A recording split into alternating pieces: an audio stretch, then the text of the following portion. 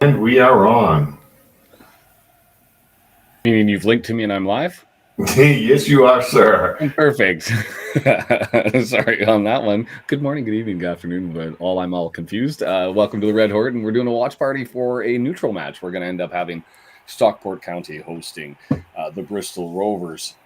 Players are coming out on the pitch. Didn't take much of the lead up onto this one just because I wanted as much sleep as I could possibly get. It's 4:30 in the morning, and I guess the need to learn about the other clubs. I've been saying this before. You know, there are a lot of people, and I want to watch attendance to see how it plays out in England. A lot of people who love the 3 p.m. blackout and these games that are moving for the purposes of television coverage is to many a concern for attendance that's going to happen with throughout the league. They say if it's on TV, then nobody's going to go and watch the actual games. They'll rather sit in the comfort of their own home. That doesn't make any sense to me. If you have an opportunity to be able to go to a live sporting event, you go to the live sporting event as much as you can. I get that it's a challenge at times for some, but to me, it drives interest rather than strips it away, because you get an opportunity to see other players, you get the opportunity to see other teams, and so for us, I guess the advantage is internationals. We get to see more people that are out there. So I'm interested in what it does to attendance stuff. Just quickly through the lineups, and I'm not going to spend much attention to it because you're getting close to kickoff here. The biggest thing that I was shocked of looking at the Bristol Rovers is they have essentially an entirely new team. Their goalkeeper is on loan from West Brom, and you go through their lineup, and Hutchinson from Walsall came over. Sotro's on the bench. They've got Belongo, who's starting today. Mola, who's came from Reading, is starting today. Taylor Moore, who came over from France, is starting today. It's almost seniors not. It's almost everybody in the lineup. I mean, they did lose one of their top scorers last year, top Minutemen last year, who moved on. 24-year-old Anthony Evans, but their leading goal scorer, Chris Martin, is still there. So not a lot of people talking about the Bristol Rovers and the improvements that they've made, but I'm looking at the lineup and going, at least first glance, they've got people who have capable experience throughout, some in the championship and some better players who have proven themselves below, and they're on their way up. So all told, I'm intrigued. For Stockport, we still a very different team than what we had. I mean, I'm not going to go through all of their signings, but I mean, Corey Adai we're familiar with from Crawley Town. They added 2 guys, Mingy and Fevrier from Colchester United, and they've pulled a bunch of people from upper levels. I guess the biggest news for them is Mr. Barry being on loan from Aston Villa. So he played with them for the start of the season last year, and he's had 2 goals this year. One of them, for fans of Stockport County, that I lovingly refer to as from that team from just outside of Manchester. He's got an arguable goal of the year. I don't think it competes with the one that we had from Marriott, with that beauty that went from Lee to Palmer and all 1 foot in the air. But he caught a guy out in game 1. Stockport 2-0, leading the league. Goals for, haven't conceded a goal, and Bristol Rovers a win and a draw. And we'll see what they've got on the road in green and black. And we're underway. Sorry to Brendan for that one, who's in the backgrounds controlling things as we get it out. And I'm just checking where this one's available if I get that chance before I get back and jump into the game. So let me do that, and then I'll see as Corey Adai just gets an early touch on a lazy ball that goes forward and down. Stockport County, Bristol Rovers is on Sky Sports, but no broadcasts in my territory. And so what that means for you, though, some of you in the UK, is you're watching on Sky Sports, and in Ireland, it doesn't look like CBS or Golazo picked this one up, even though it is available on Sky. You can confirm that in the background, Brendan, that you guys don't actually have a CBS? Yeah, fascinating. I wonder why, if available, you wouldn't have the added coverage, even if it was just for to pick it up. But hey, that's their call entirely. What do I know? So I just have to get one more thing up, and then I think we're probably underway. It's a little bit of a...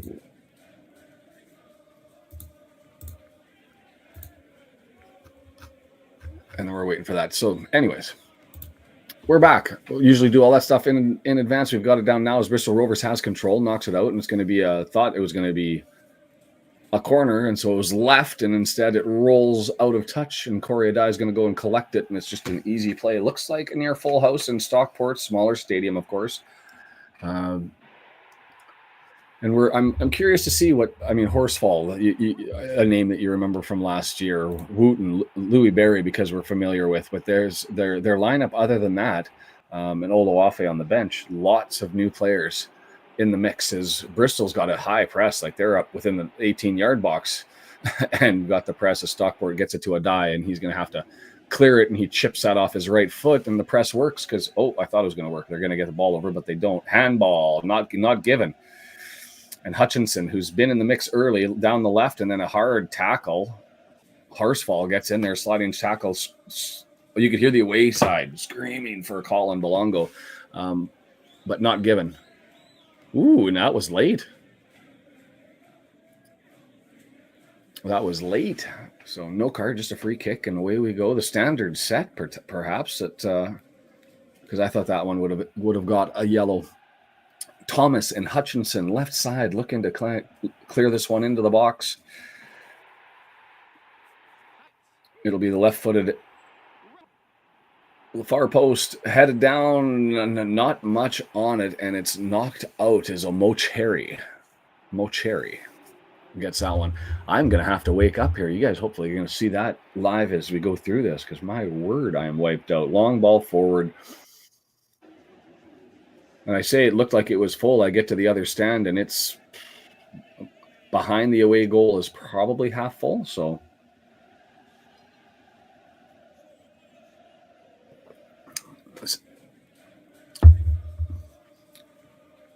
Corey Adai has to get out. Oh, and he misses that one. He's out like 22 yards, and he gives it away. Oh, they push it into the corners. He's able to scramble back. An ugly mess of a play there as Corey Adai comes out 22 yards out and goes to head. It gets nothing on it. Lands at his feet. Unfortunately, it was a Stockport County player who's able to collect it and clear. But here comes Bristol with possession. Belongo dancing, and he gets stripped. And that's Jack Diamond.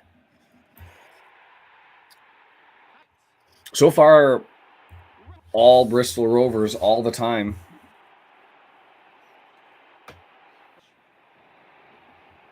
And the press is still on. And it looks like a 2-1-2 as far as their press is concerned. They're two forwards lining up, a third of the way around the pitch, one in the middle and two on either side, and they're got a man mark. So as players are running, those five in the box are picking up players and looking to press. And so Adai lobs it all the way down the pitch and just right into the laps of a Bristol Rovers player who pitches it down the other way. Ooh, he was looking for Olmacheri, but can't get to him, and he clicks it in the box. Olmacheri, I thought it was going to go out. Kept in, left, and tough pass, but still collected. Bristol green jerseys are everywhere right now because even on their missed passes, they're still landing on Bristol Rovers' feet. That's a far cross, nothing there. It was an ugly cross. And Stockport County maybe getting a chance to settle down. You see Corey Adai giving it one of these to try and calm everybody down as Stockport County running around like chickens with their heads cut off. Stuff you like to see when you wake up in the morning.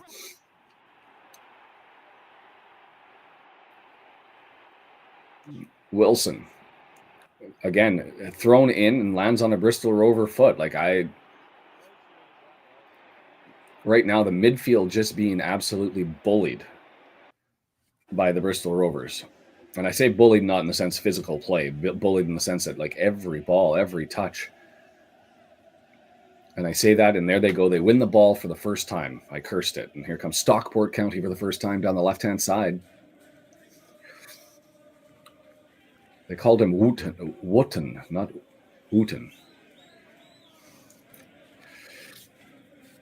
Mingy, right side, Stockport County across the midfield, looking forward, and a great little pass. Not going to lie, that's Collar over on the right side, and then an even better tackle as that just gets cleared out. Collar got taken out by Conte. And Conte, I think it's, if I recall correctly from what I was hearing, is the only sub from their previous match. They've got Conte's been injured, so's their other normal left back, but they've gone with Conte.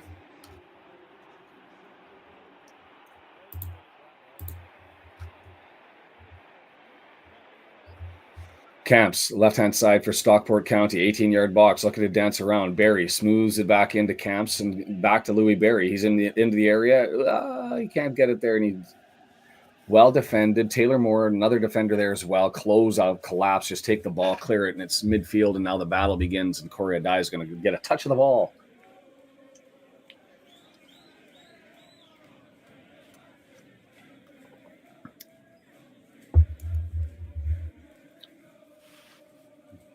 Mingy too far. Oh, tried to bounce it back. Well done. All you could kind of do in the situation with Wooten to try and bounce it off of the Bristol defender. Doesn't get there. And Griffiths.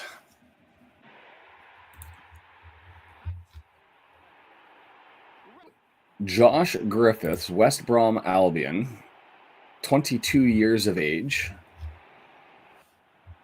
Signed a 3-year contract with them June 2024.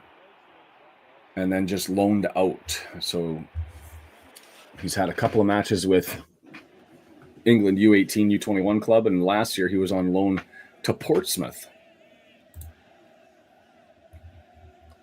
Interesting that he went down in division, maybe not enough game time. How many games did he have? 22 games, so maybe just trying to get him more opportunity. And so Olmacheri with it now, left-hand side, 18-yard box, looking to take on Horsfall. I'm trying to recall, was Horsfall in the center of their back line last year?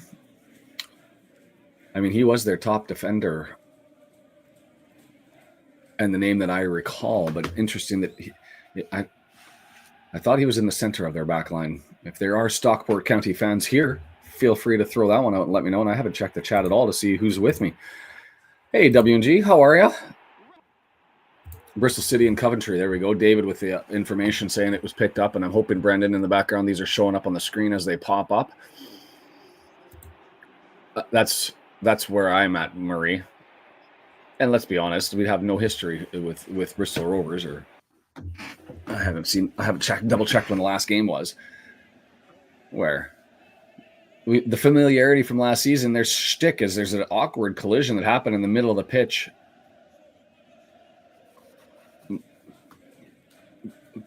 Chris Martin just ball going over top, runs into the back of the defender. They collide into each other. Both players fall to the ground, trying to make it look as though he was being interfered with on the chase of the ball, but had no opportunity. And good on the referee for letting that go.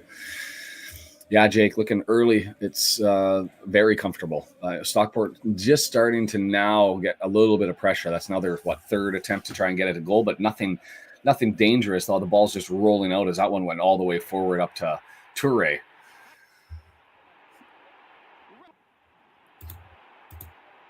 Interesting that the Bristol broadcasters say the opposite. They say it looks pretty even.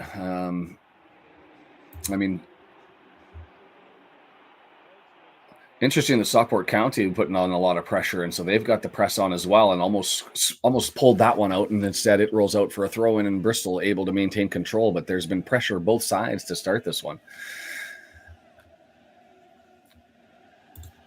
That sounds good to me, W&G. I appreciate you being here, and I'm still hoping sooner rather than later we get all those updates and the new toys for both you and Brendan to play with in the background. QPR up 1-0. Hey, Joke Sparrow. On my dulcet tones. Early morning, groggy dulcet tones, Murray.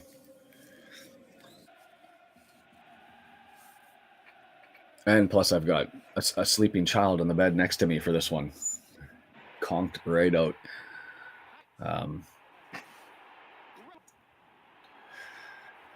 Bristol Rovers nicking the ball inside the box. If he with that nice little attempt at a through ball, and if he would have made it, would have freed the defender, but last minute stab rescued it for Stockport, and here they come on the counter attack. 18-yard box, holding it well, waiting for everybody to get forward, and it's a far cross to an open player inside the area, but not able to settle it down is Diamond, so he's got to scramble, and he takes a long shot. It's just misses by about 2 feet to the right-hand side, does Diamond, but well covered by the loanee Griffiths from West Brom. Drew had left, I'm surprised, had 3 men in front blocking, but was still able to get that through, but harmless as it was kind of nowhere close to the goal. Nutmegged one defender, but the other 2 were standing. I don't think it would have got through. It would have been blocked or gone wide. It was destined to always be wide, but Griffiths got a hand on it, so here comes a right-footed out swinger from the right corner. Near post, headed away, but pushed right back into the box, and now we're playing ping-pong in the middle of the box until finally cleared. I think that was Ward.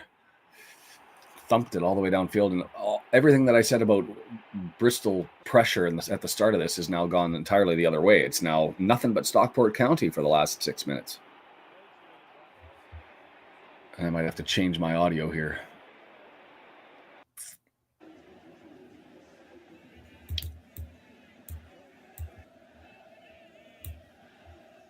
Just give me a second here.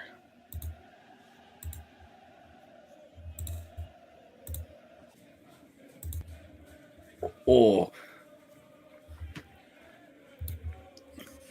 ball entered into the area, and it's sort of a miss hit there by Omocheri, and it didn't, just rolling harmly to the left side. Could have got a head on it, maybe got a head on it. There's a nice chip, far post. Omocheri gets up, has the header.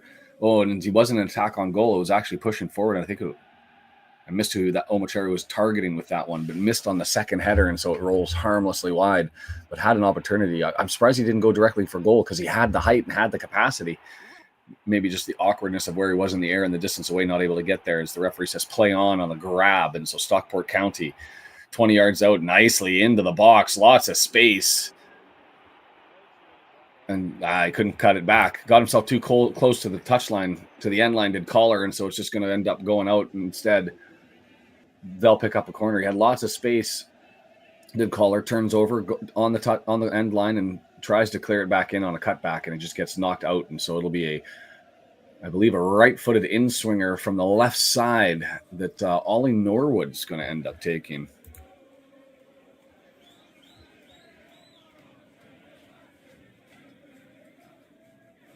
High ball, way past the far post, put back into play, and then crossed away. And as that going out, it's just grabbed by Griffiths to prevent it from going out in any event. And he says, but put it on the ground. It's a goal kick. 13 minutes, 30 seconds in.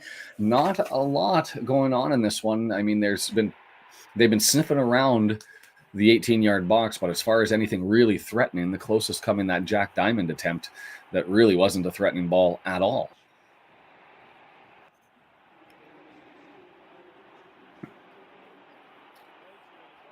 The press is full on, and another nicked ball by Stockport, but they're going to give the fans are screaming that I think was an obvious foul by Jay Mingy. Grabbed him, pulled him over to the side, and the consequential effect of it was Jack Diamond getting another free attempt to run at goal.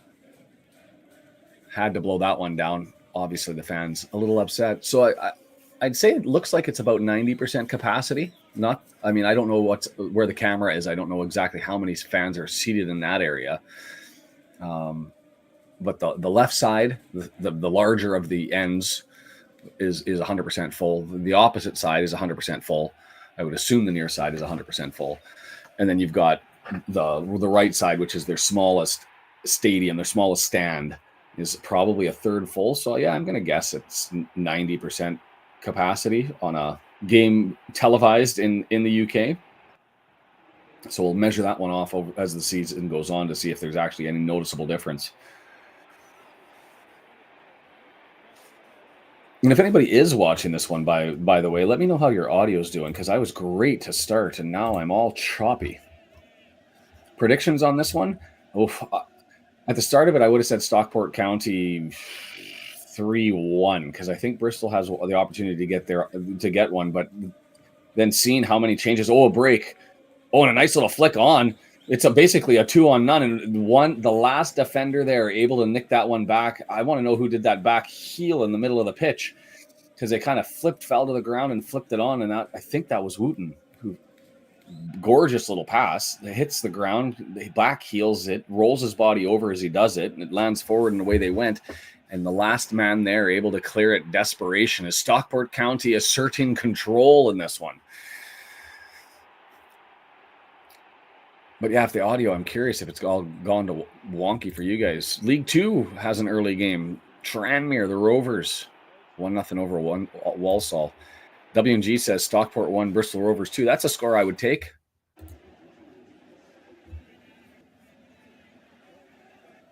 Yeah, Jake. And are you watching this one on Sky?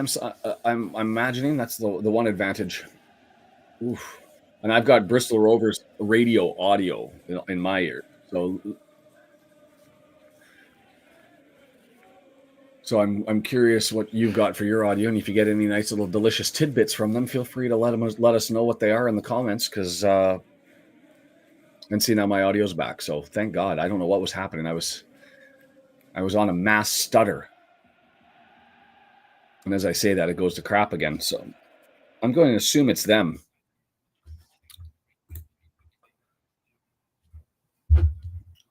I'm at 1647, 1648, 1650 now.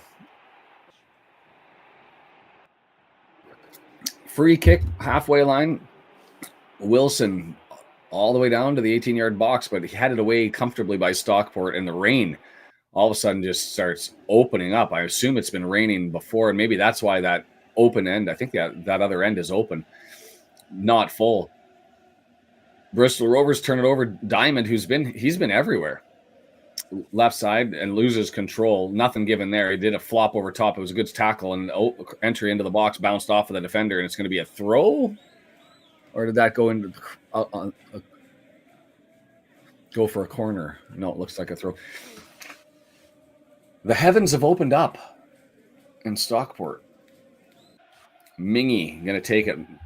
Looking for a long throw. No, he just throws it short and grabs the ball up against the end line. Gets it to Diamond. Jack Diamond played at Sunderland last year. Oh, actually, I correct that. He was at Carlisle United on loan. 16 appearances. So, he was signed by Sunderland. Played loan spell. He never actually played a game. Oh, he had 28 games over 6 years with Stockport or with Sunderland. Most of his games while out on loan. For bits of 3 seasons at Harrogate. That was at Lincoln City and Carlisle. Signing at Stockport County. He's looked good. 24.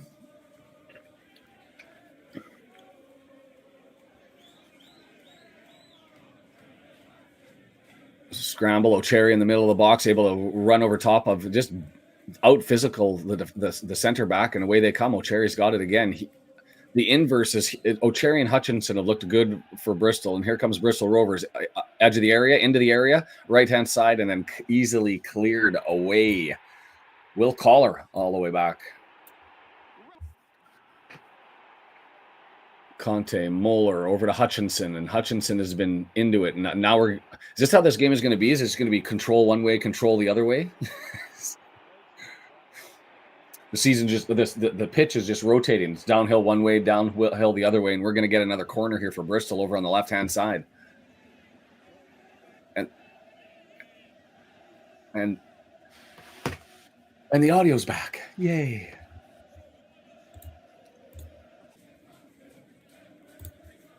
Dave, I think that's correct. They're just a little bit smaller than we were last year with the 3-sided. As that one goes far post, and it's headed down, and headed down into the ground with enough force that it actually jumped over top, and Adai has to jump up and tip that one over top of the goal. I think it was going to go off. It was going to go over in any event. Easy save, but he had lots of space. That header probably would have liked to have not put it straight into the ground, but just not enough. He was open and had an opportunity, and he just didn't get that shot on goal.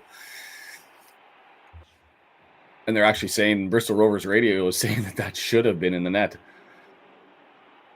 Straight vertical down, straight vertical up, and instead it doesn't go in, and he had an opportunity there. Then you call that one an opportunity missed. I think it's a little harsh to expect that would have gone in, but instead we got an in-swinger headed. Belongo gets it, and he goes short post, and he misses by about 4 feet, but that's 3 free headers off of their corners that they've had. Belongo missing that one.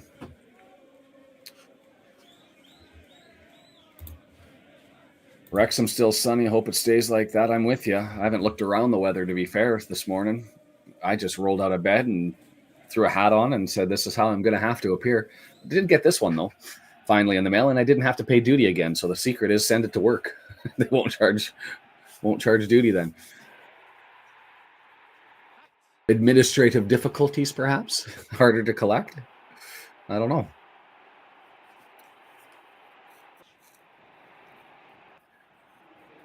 Horsfall giving the dirty look to Camps, who passed it back to him and said he left it for a die, and just kind of gave him a glare for the back pass.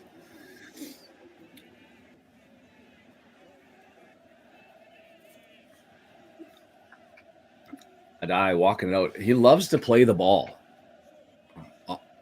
Loves to play the ball and get into the mix. Headed forward, and that's just going to get collected by Griffiths. Still 21 minutes in, 22 minutes in, and I'd say that the better chances have been with Bristol off of their headers. Diamond had one the other way, but not much as far as real opportunities. Belongo with the cute little chip up into the air, trying to flick it forward to himself, but goes over the shoulder and out of touch.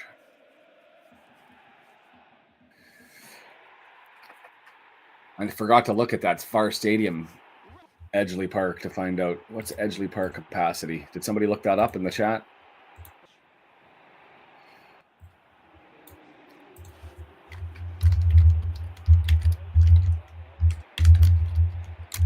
Yeah, 10,852. So I think they're going to be at about 10,000.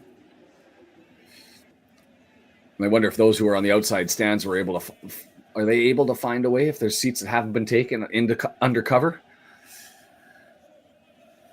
But the Danny Bergara stand just has a couple of odd empty spots in it, but I assume that those are people who just opted not to show up and had tickets, because I don't know what your thoughts are, but for me, and especially if you're from the UK, so like Jake, maybe you can answer this, but for me, if I have the opportunity to go to a live game, and especially not one that's going to cost me like $500 for a ticket or $600 for a ticket. Oh, we got an opportunity for Stockport County, and Wooten just not able to get that one away. Banged off the defender, and it'll go for a corner for Stockport County over on the right-hand side. But if you have an opportunity to go to the game, 25 quid, 30 quid, you go to the game. I mean, the atmosphere, watching it live, it's just a better experience to take in. I don't get the idea, assuming that you're not traveling 3, 5, 6, 7 hours to have to get there. But if it's in reasonable proximity, you go in and you watch the game. Right-footed outswinger curled in, headed away just briefly by a defender, and has to get helped on again.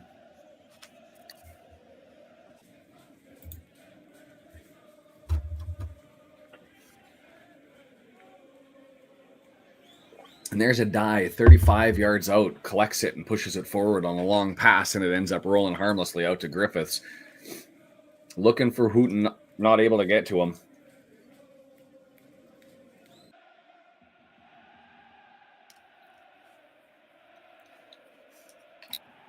Odd to me. We've seen the improvements that Bristol made, and assuming that all of the information I've seen has had them lower third, not really in threat of relegation, the predictions, but certainly lower third. And they've been all right.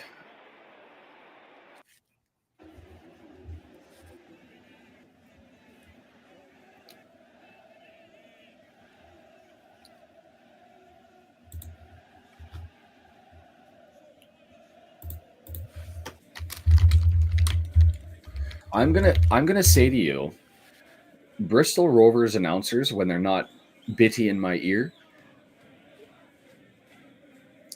other than Mr. Griffiths, by far the best I've heard.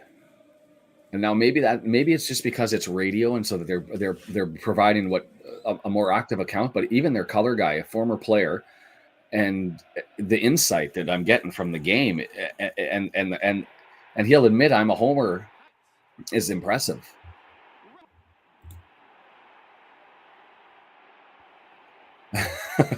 W and G.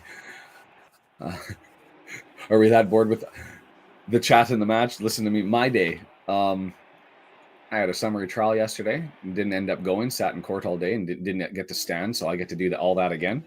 And then I got to do what I do with having two young boys. I got to go to the emergency room again. Dangerous. Far. Went to the far post and headed forward by Horsfall. Went in, and Griffiths called on to make a save. He was right there positionally and was able to get it. I'm not 100% certain. Horsfall, yeah, he got that in direct. And so it was a right hand sort of desperate save. Did that get a deflection off a Horsfall? Because a weird angle. No, it didn't. So it wasn't exceptionally hard off that header. Griffiths able to get in position, and get that off with the right. So yeah, the little one fell off of a slide and landed on a barricade and drove his chin into his tongue, and he bit his tongue and put two big vampire-looking cuts, deep ones, into his tongue. And so when he pulls it, you can pull it and it opens up pretty good. And one doctor said they thought he'd need stitches, but they don't stitch tongues, as I learned at the emergency room last night. So have kids, they said. It would be fun, they said. All I try to do is make sure they stay alive. That's my day. Because got in from that, fell asleep early, so I could scrape myself out of bed at 4:30 in the morning. Corey Adai with it, touches it forward past the pressing defender and then gets it back between Horsfall. Comfortable. A little bit soft on the passing, but it worked, and so it doesn't matter. And here they come. That's got to be Barry. Yep, I can recognize the haircut. Whoa. Moeller, free kick, card coming out. Yeah, he's going to get a yellow card for that one. Barry on the run, running at Moeller, and Moeller comes out and clatters into him. I don't know if that was any worse than the Horsfall wipeout earlier. Plymouth drawing it equal, level 1-1. So that's Mola. Let's have a look at that. Ball's pushed forward. Yeah. I'll take that as a yellow. 28 minutes, 15 seconds marked there. And so this one's going to be about 25 yards out, 27 yards out. Two players standing there. Griffiths looking at it. Toure looking at it. Oh. It's good. It's good. I am loving these broadcasters. I'm going to have to do a Google afterwards and search who they are. Miles better than anything else I've heard. Miles better. They're entertaining. They're admitted homers. You can be as biased as you want to, he says on Bristol Rovers radio. Yeah, I think Stockport's in the hunt for it for sure. I mean, to be fair, their matches. They've had a bit of an easier lead into the season. I mean, they got spanked by Blackburn Rovers 6-1, but they had Cambridge United, a team that people think are going to be looking relegation, and they had Blackpool, which some had near as a potential competing playoff team. I had them more mid-table.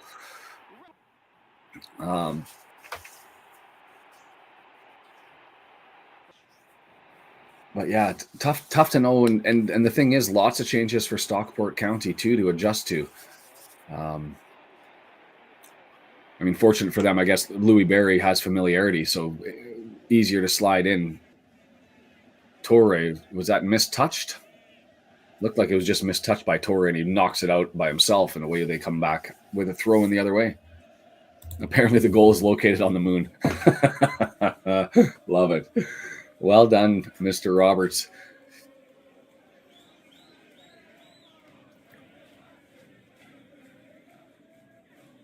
Long searching to O'Cherry. O'Cherry, to be fair, quick, capable striker, and also big. He kind of fills all roles. And he's able to hold that one up, and it gets cleared off his foot and he earns a throw that'll come all the way over. Let's leave it for their right back to throw this one in. Whoops. What did I do?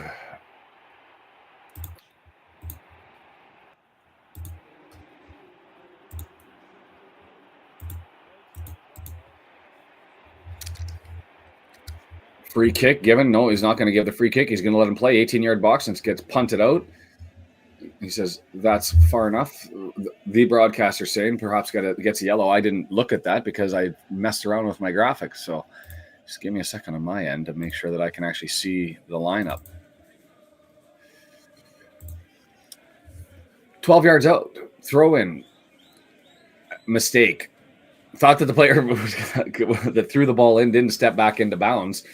Sat there and watched his throw. Got caught admiring his own work, and then when the return pass came back to him, wasn't there to have, and it just goes straight out.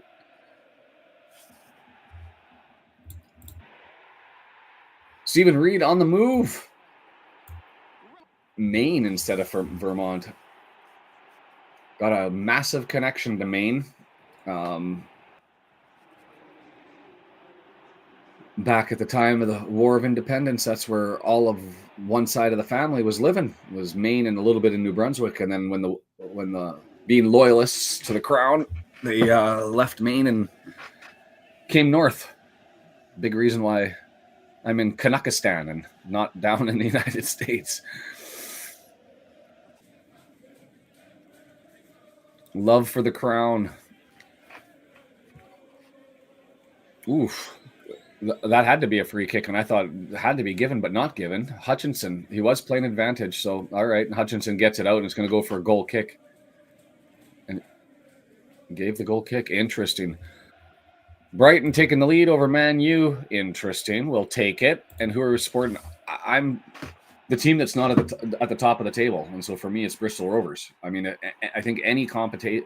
Oh, Steven's supporting Stockport. Interesting. You'll have to explain that one. For me, I always want the team that's at the top of the table or higher up in the table than us to lose and the team that's below to win, unless there's a real rivalry. So not Shrewsbury.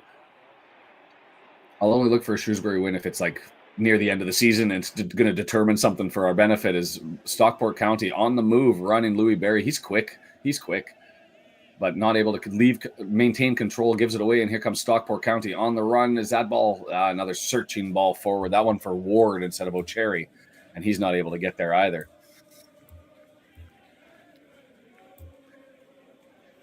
The broadcasters saying the free kicks seem to be going one-sided so far, and I tend to agree. There's a free kick given there a little bit softly.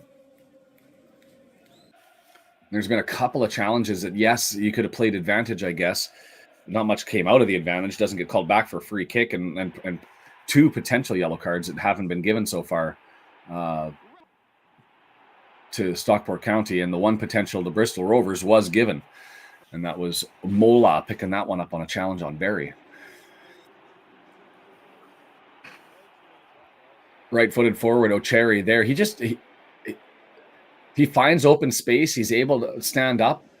And Mola, despite having the yellow, a nice little tackle there, turns it the other way. And here comes Belongo just outside the area to Hutchinson, and a bad entry. But is it going to go for a corner? No, it was blocked and collected and cleared by the defender. Well done. Hutchinson helped him out by muffing that one when he swung with the left foot. Just hit turf more than ball. And the ball just kind of rolled away. But I've been impressed with O'Cherry. Omocherry. That's brutal. Brutal pass, but able to collect it. He put the right back on pressure. Did Mola with that pass over to Moore. Shot coming right-footed, deflected. Griffith save. That's probably, to be fair, the most threatening of any of the opportunities that Stockport County has had, because it had the deflection, and it's one of those ones that it went through. There's the right footer and right through the legs. Easy in the sense that Griffiths was exactly where he had to be, but if he wasn't, that would have gone in. I'm certain if it hadn't gone straight through. Good opportunity for Barry, not able to capitalize. GoFu, their sleeve sponsor, whoever GoFu is.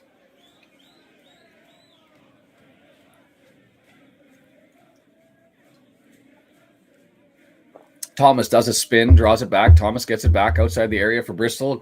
Wow, he was searching for Belong with a heavy flat cross into the area. Just probably a foot too high. A foot too high for Belongo to be able to get there. Is found him. He was open on the far post, but just nice little interplay, and then a misplay there by Diamond. And it's going to be a throw in here. Mola taking it.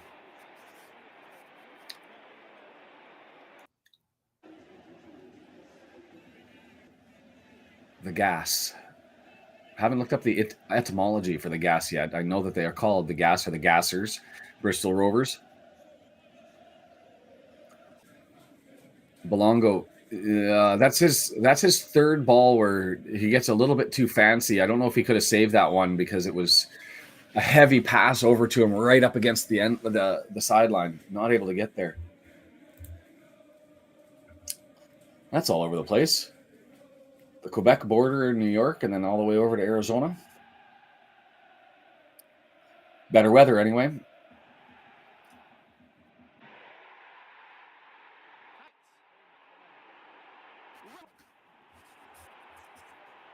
I've always gone west, but married from the east. Saskatchewan to Alberta to BC. So that's 3 successive moves west. And then I went over to further west to New Zealand for a year and 5 years in South Korea, which I guess some might call the east. But it was west to travel there. And then married a girl from England.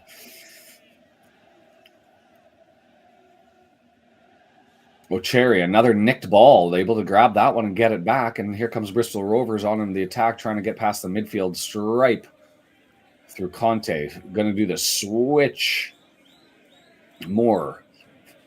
25 yards, middle of the pitch. Thomas hooked that too far. Going to get a corner.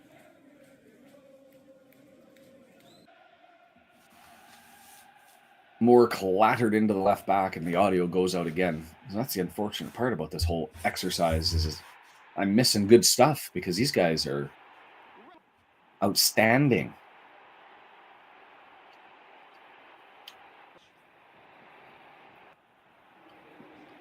I give Griffiths for his tone and his demeanor and his capacity to explain the game higher marks. But as far as knowledge from Collar is, right in front, goal.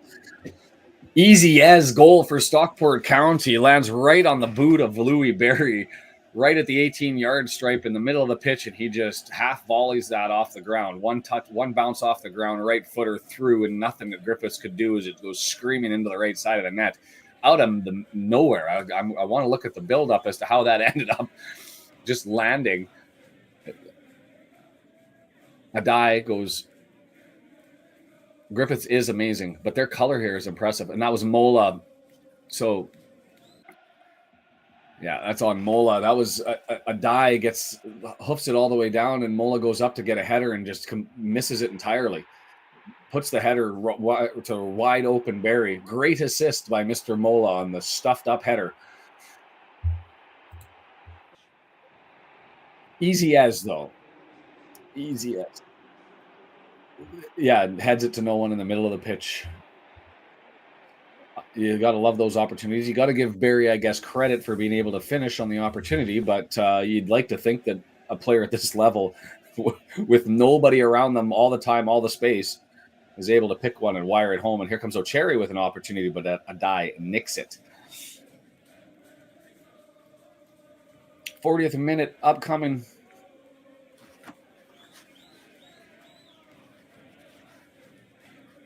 Three goals in 3 games for Mr. Barry.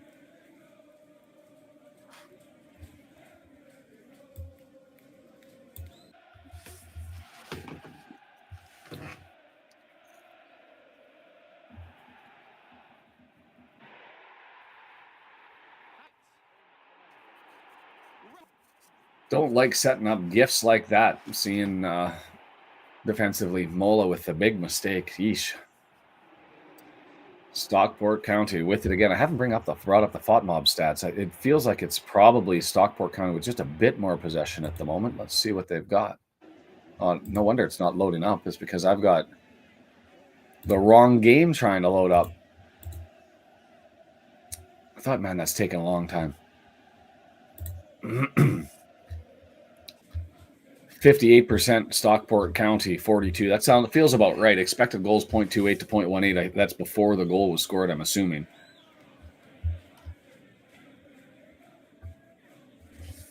Barry still with another opportunity.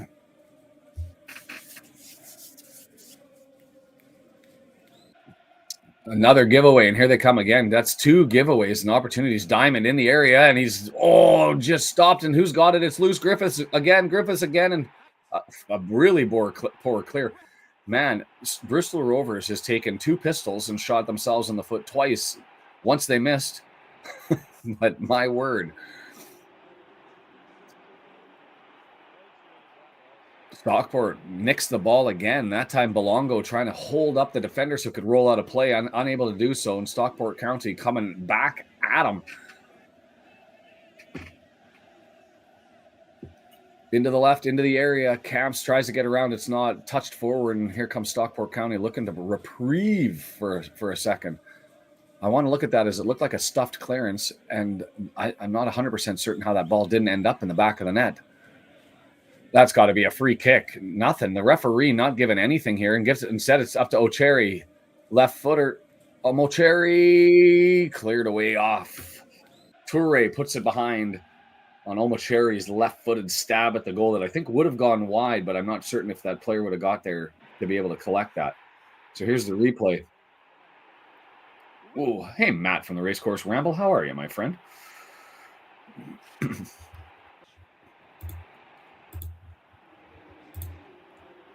On your way to the game. Enjoy it, man. Should be a good one.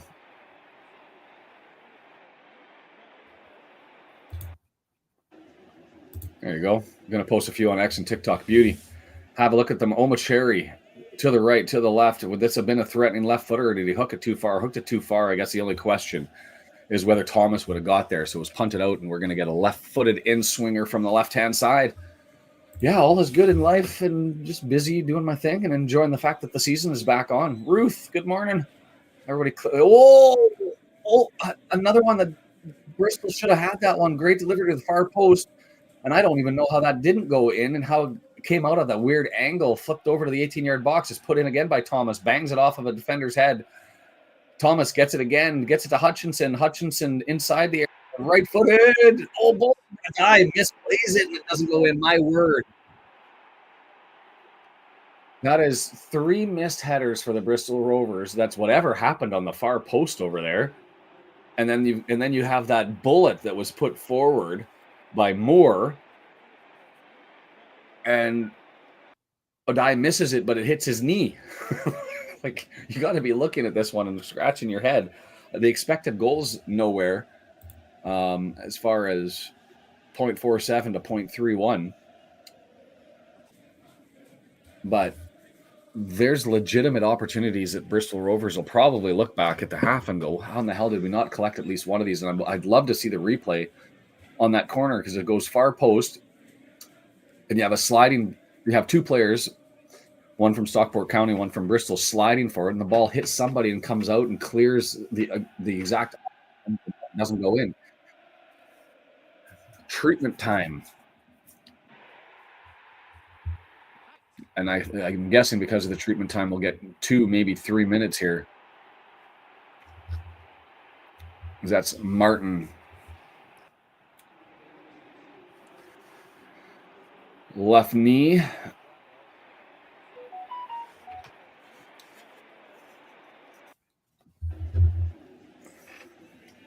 It's nice having a player who's capable on the mic, giving you the feedback on the color commentary, even just talking about the nature of the injury stuff. It's exceptionally insightful.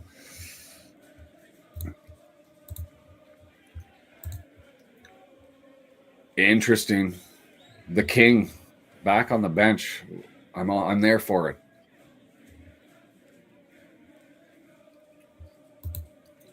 Sounds like it, Marie. I think the schedule is the biggest inhibitor to potentially pulling points. But, I mean, the guys are scrappy. And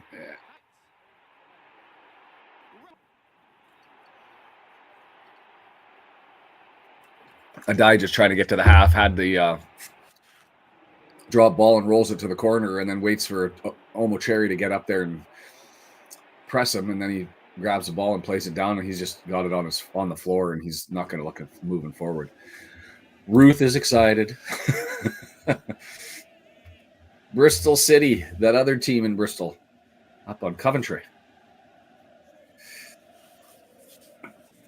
Just a little bit of a kickabout by Stockport County, looking to try and eke this one into the half. That ball forward, and Louis Barry grabs it and says, I only have one way of playing this thing, and that's try to get to goal, but he loses the ball. Oh, horrible challenge, and gives the ball away, and a free shot at net for Stockport County, not in. That was the most amazing foul I've seen in a while. Wooten off the floor, milking it. There's nothing in the challenge at the end. It was going to be bad. As was that Mola that went to ground? No. Player goes to ground. That was Conte, it looks like.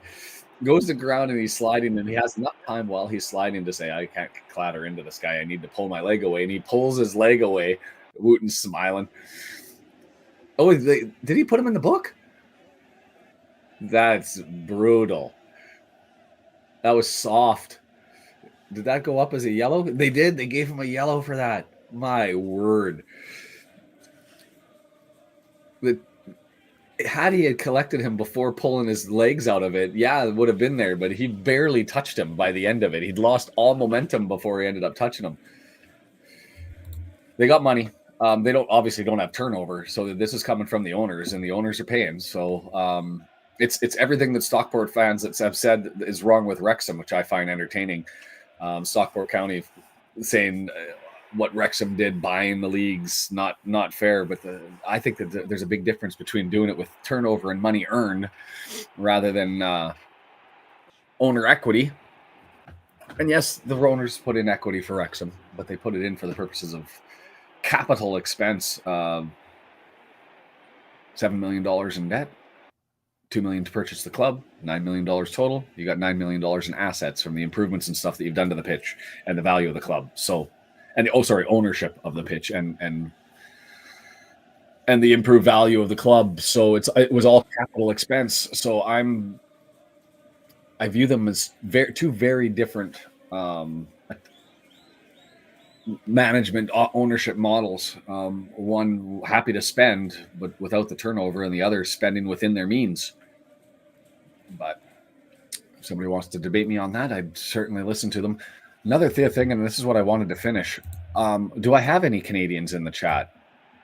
Because I looked at something yesterday, and this isn't why I'm doing it, but I want to make sure that everybody gets an opportunity. They announced during the Vancouver Rex Coast Tour, Terry Fox Foundation UK was there and announced that they were giving a giveaway for a trip only open to Canadians, but a trip for a Canadian to go to Wrexham. You get flight paid, 3 nights at the Ramada. You receive a Thanksgiving dinner at the Mazguin. You'll get a concert with the Declan Swans at the Turf and tickets to a match. And all you had to do was like and comment on their Instagram post, register for a Terry Fox run, and get 10 people to pay money to the Terry Fox Foundation to get an entry. I checked the update. It closes today at midnight Eastern time, so that would be 9 o'clock out here in on the Pacific Coast. And I looked to see how many people have liked and commented. That's the first part of it. The other part, I won't know who registered and who collected 10 people. But there's only 7 people who have liked and commented. So even if all of those people register for a run and get their 10, I don't think all of them will. That's a 1 in 7 chance as it sits right now. So I figure, hey, I quit smoking. I haven't run 5 kilometers since I was in high school, and when I was running provincial, or what I guess you guys in the U.S. would call state cross country. I don't even know if I got the lung capacity for it, but I'm going to put my name in the ring, and I guess I could have kept it secret. But if there are other Canadians, by all means, put yourself into it. You might get a free trip to Wrexham out of it, and also supporting an amazing cause. So I'm going to register today and I'll provide a link probably for the Wrexham one, and rather than say, hey, donate to the channel, I'll just say register for or donate to the Terry Fox Foundation. So I'm going to do that during the break here, so it's all set up. Brian or Brenda, did you join? I guess there's nothing for you to add. You're not really watching the thing, is there? No, I am watching. Oh, are you? If you wanted to join, feel free to join, and you can pitch in with your thoughts of the half. You can pitch in with your preview of Reading. It was interesting. I did the premiere on the video. And YouTube is certain that when you run a live premiere, you will get more hits. And I've tried it like 3 times, and every time I do it, views go to garbage. Not a lot of people watch the Reading one, and I tried to get somebody lined up, but with me doing summer trial and it's a challenge time-wise because I have to either connect early in the morning, which is around the end of the work day for somebody over in the UK, or I have to stay up till that's to catch them at night, or it's a midnight wake up and I catch them before they go in, and it's difficult to do. Yeah. Do we know what the weather's like in Wrexham today? Well, somebody in chat just said that it was there. Matt's running the Terry Fox run, that one being in Wrexham. I don't know what date yours is. I'm just registering for one for September out in Vancouver. I'm going to do the Stanley Park one in Vancouver, and I think it's the 15th. Yeah, Matt's done so many now. He'll be doing laps. So you've got the lungs. You've been training. I'm going to have to get out there and do something, as I've been a smoker for 30 years, almost 30 years, 28 years. And I just passed a milestone of, since I quit, 2,000 cigarettes not smoked since I've quit. So I'm tell you have an issue when you count how many cigarettes you could have smoked. You know what? I will tell you that quit that tracker, that app that they have, has been really, really helpful, because the best part about that whole tracker app is it tells you how many seconds you've gained back from your life by not smoking. And when I've got 2 young kids and I crave a cigarette, it's easy to look at that and say, if I wait another 7 seconds, 8 seconds, I get another second with my kids. And so they also have how much money I've saved, and how much life I got back, how many cigarettes I haven't had. So 2,000 milestone that just passed. Matt's saying the weather's nice, which is good. I mean, it was pouring right in Stockport, so I thought, you have a chance of it raining in Wrexham. Yeah, I'm gonna load it up and see what they got for the forecast. 18 degrees. Doesn't look like there's any precipitation really. Well, 10%, 23% chance at between 5:30 to 7 o'clock. So start this one at 3 p.m. They may get a little bit of a drizzle later on. Thanks, Marie. So I'm just clicking this one through. Donate to start.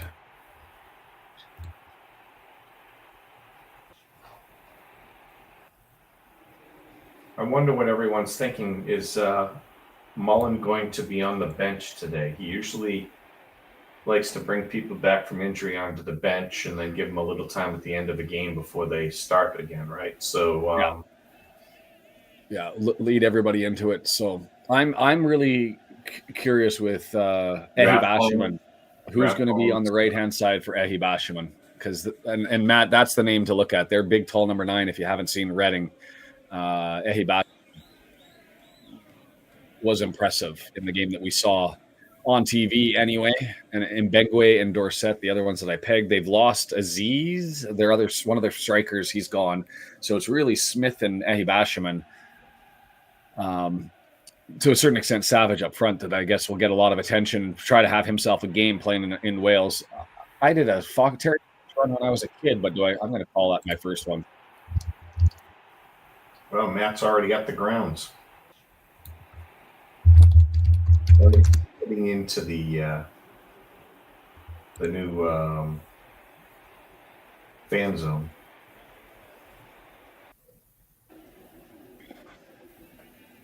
Enter my no matter what message. I also wonder if we're going to see Scar and Rathbone today. I think off of the bench, I don't know how you mess with the back three until there's a reason to mess with the back three. And I think that's how Park There is a does reason. Kelvin, it. Well, yeah. there's your reason. If there was ever a reason.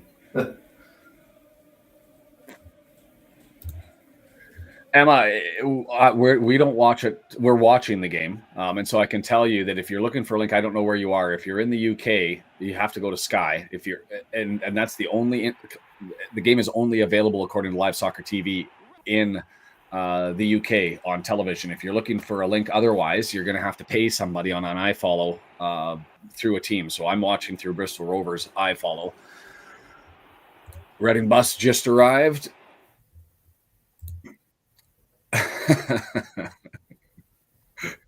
The rain just stops right in Wrexham.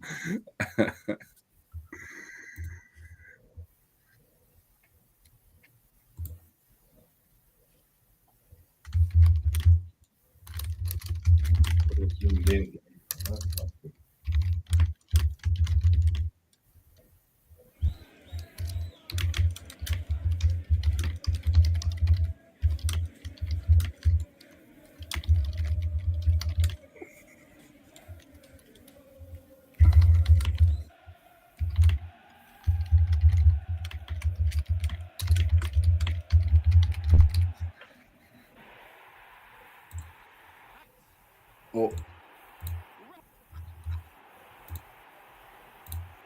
All right. I am registered.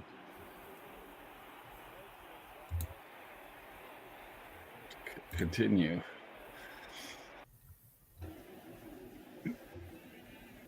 Oh, wait. I want to change this. Sorry, while I'm doing this live, I want to change my donation because I want it to be an ongoing monthly thing rather than a. How do I change that? I hope they beat Reading. I think they have the capacity to beat Reading, and I say that because Reading is the same team that played last year, and them away from home very different than they are very different away from home than they were at home, and so I'm looking at this as what I anticipate to see is a very different club than what we saw against Wigan, just because they didn't figure it out last year, and they have the same players. So we'll see how that goes. Jason Smith, Jason, if you want to do the Stanley Park Terry Fox run, go and like and comment on the Instagram post of Terry Fox Foundation UK or Terry Fox Run UK. Like and comment on theirs, and let's win the trip. It expires today, or at the end of the draw is today. Free trip to Wrexham. Sign it up. 1 hour. It's always, Marie, if you go to Twitter 1 hour before, right on the dot, on the clock, the lineups will come forward. So that's, I guess, we're only 30 minutes away from that. So we'll grab that during the match.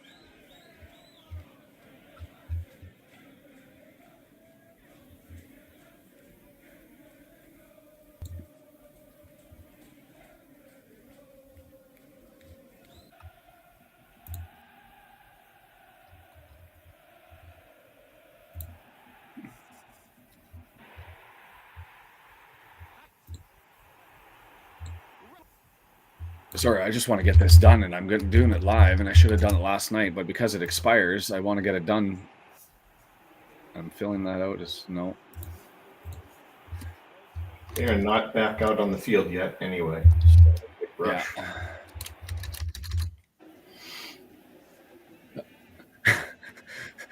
That'd be amazing if you wanted to run with me or walk. I don't even know if I'm going to be able to get through it, but by all means, go ahead and do that. I think Rathbone and Scar. It always takes Park to get his new people fired up. I mean, other than Dobson, who did have a lot of pre-game stuff to get into it. For National Stanley FFC, morning. How are you?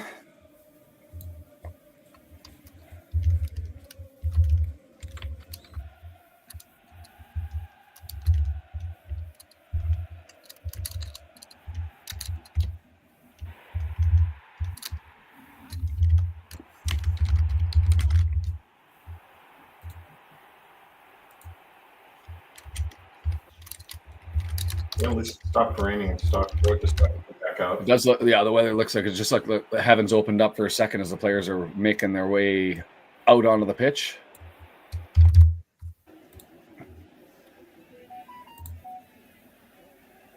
Processing completed. Loading.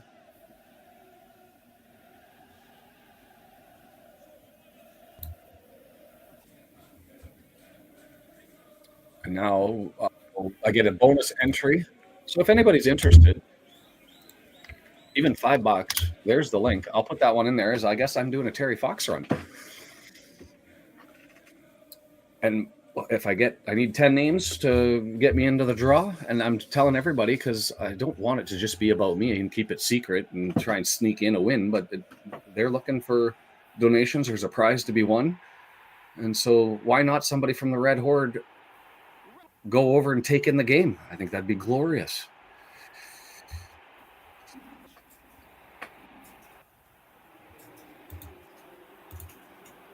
Best players in the squad, top 5 easily. I just love Evans, and that's my only thing. Amazing cause as well. So yes, I mean, the link is there. Feel free to throw that one out there. I'm going to pin it, and I can't pin it from here. I have to go back to the actual channel. That's unfortunate for me, but I'll figure that out as I didn't set it up this morning. As we got a little bit of a late start because I needed as much sleep as I could possibly get. Oh, it won't let me do that there. It's about ready to start. You got a call. Getting ready to start. They're standing over the top of the ball. I won't miss it. I'll try and as soon as I hear the whistle, and there we go. I'm underway, and the clock is a run. So 1-0, and largely, I don't know, Brennan, if you're still on the screen or not, but I didn't ask you on your take on what you thought of the first half generally. It for me, a pretty even battle.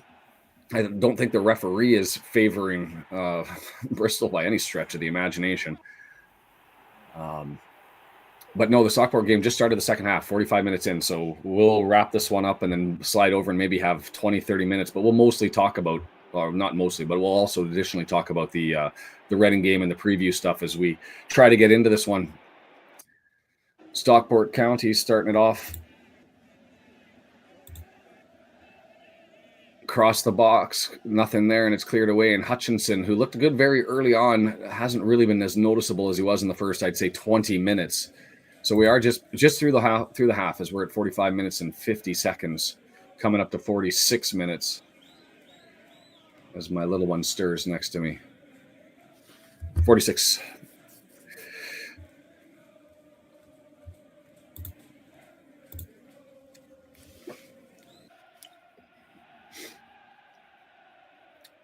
Ball bouncing around. Diamond trying to get at it. Can't do it. He's been impressive. Diamond has, not so much on his finishing, but his play around the box and being able to steal possession and maintain possession, hold up the game. He's done a decent job.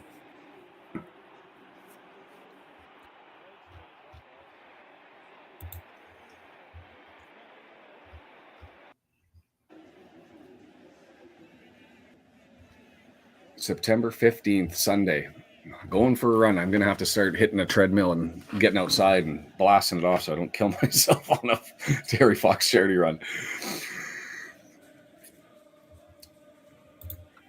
Pie with it.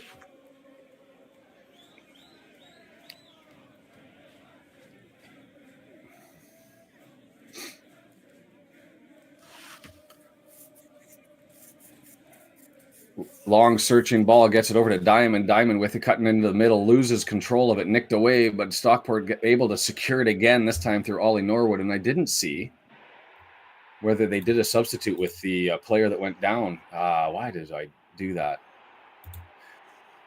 I'm trying to remember. I think it was Martin 18 is who I'm looking for. And I see him right standing in the middle of the pitch just as I say it. And here comes Stockport County. Mingy trying to advance it forward. Collected by Griffiths. Easy and goes the other way.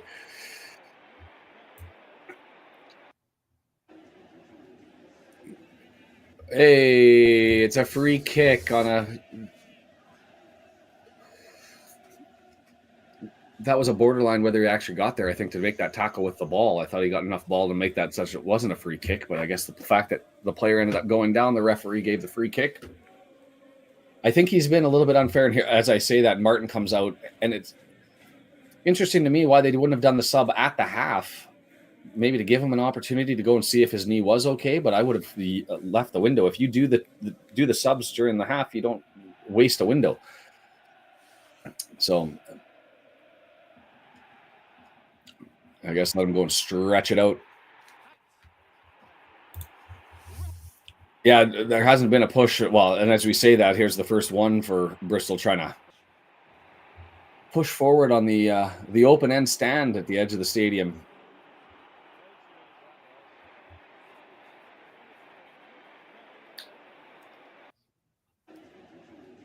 A die already wasting time. Is this how it's going to be? We are 2.5 for Stockport County, 2.5 games into the year, and they haven't conceded a goal yet. It's been 2 clean sheets, and they're looking for their third.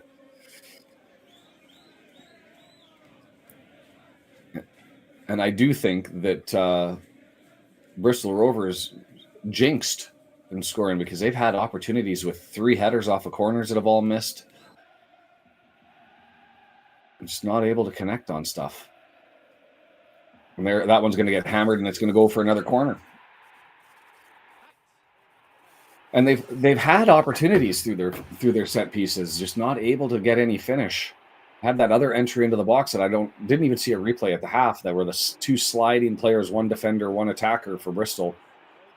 And somehow the ball ended up hitting a shin or a knee and coming completely opposite the other side of the net. A good 9-yard bounce from 2 sliding players. It's an awkward delivery and didn't find the back of the net. Flat, short, near post, cleared away and put back into the box, but easily walked away. And here comes Stockport on the run, looking to counter. Blue jerseys on full pace coming forward. It will put it behind Barry. He's got to draw back. And it gets knocked out by Omacheri.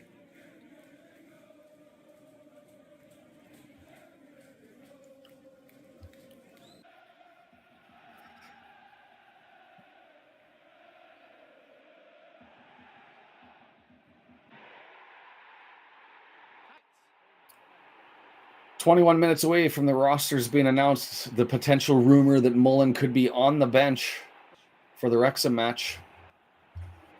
And we'll be looking forward to seeing that anyway, and also see what they're doing with the backside.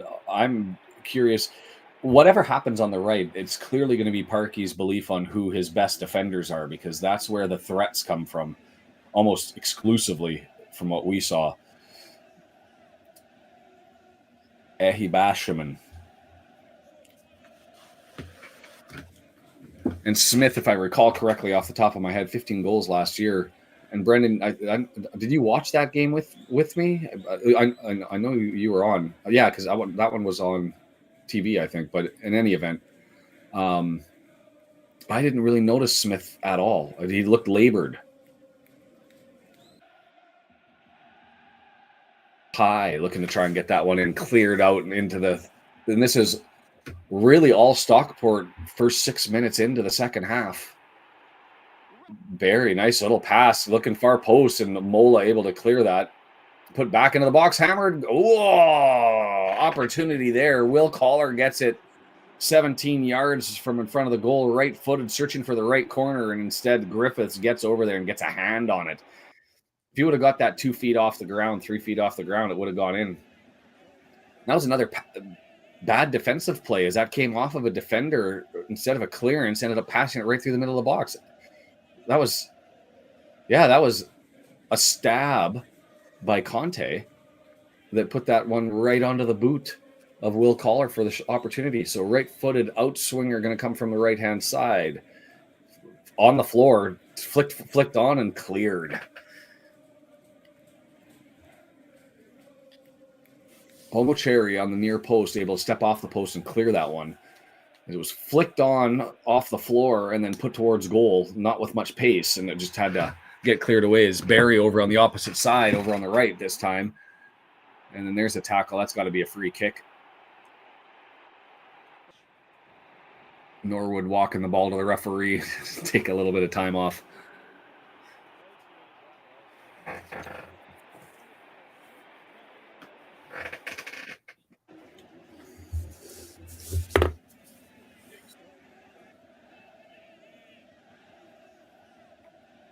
Yeah, I saw that comment from Jake about running out of steam, and I agree with it so far. We'll see if they're able to find some legs at the end of this. It is. They've had opportunities as that one just gets headed on harmlessly towards a dive from about 27 yards out. And the pitch, the end of the touchline, the sideline. My brain has not woken up yet. I might have to go get another coffee if I'm afforded the opportunity. Loading up on the caffeine.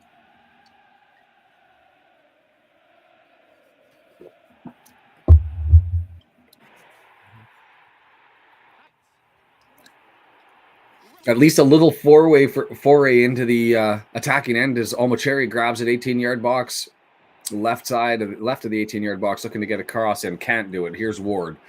Grabs it back, all the work on the left-hand side. 3 players. Ward has it again, 30 yards out. Is he looking for a switch? Decides not to. Gets it over to Belongo. Belongo, left-hand side. Gets a nice little return pass. Can he get that cross in? He does. Adai steps forward and collects it. Yeah, Bristol came out like gangbusters for about the first 6 to 8 minutes and looked like they were just going to swarm the hell out of Stockport County. I actually think it should probably be they've had opportunities. 3 empty headers and that one weird entry into the box from 18 yards out that two players slid and it somehow didn't get into the back of the net. Instead, it bounced out at a weird angle. So I'm assuming it hit like a knee because there was no force on it from the slide and it came out the opposite way and missed the net entirely. So Bristol's been sniffing around and actually had some opportunities. And Stockport gifted a goal. Mola with a brutal clearance just headed it right to the foot of Barry, who was standing 18 yards on the 18-yard box and right in the middle, just hammered it in. No players around to defend him as Mola was trying to clear it and just completely stuffed the header and put it right on the boot of an attacking player.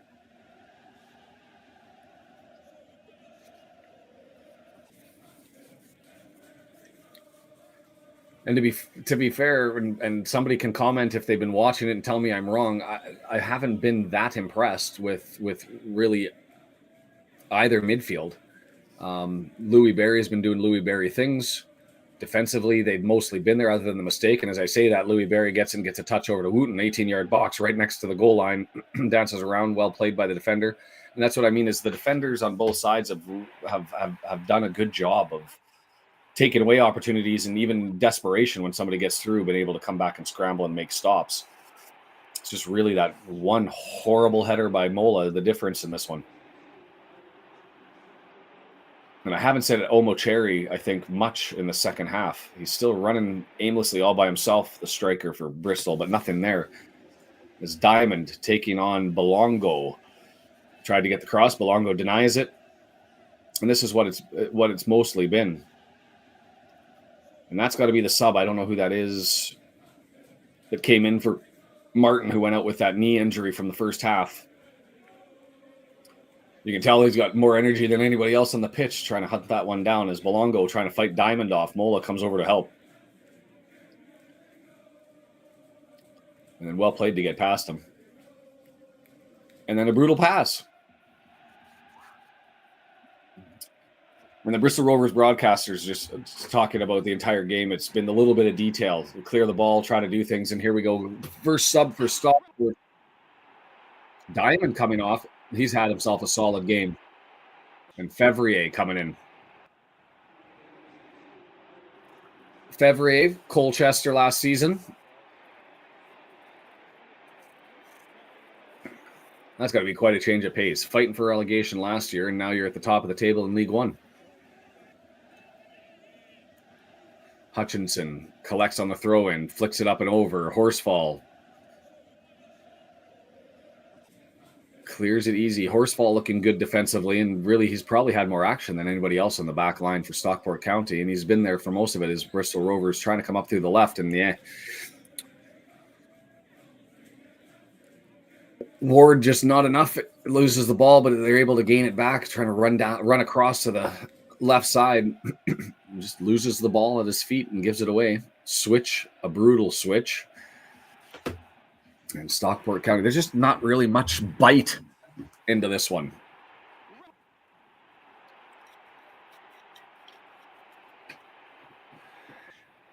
I said, despite mass changes and a lot of players that look like they've got some magic from Bristol and experience and pedigree, and it could be still early. They could be a different team later in the season as they look to gel on mass overchanges. As I say, Omacheri, first time he's been able to collect it. I thought Bristol would have a little bit more than they've shown so far this one.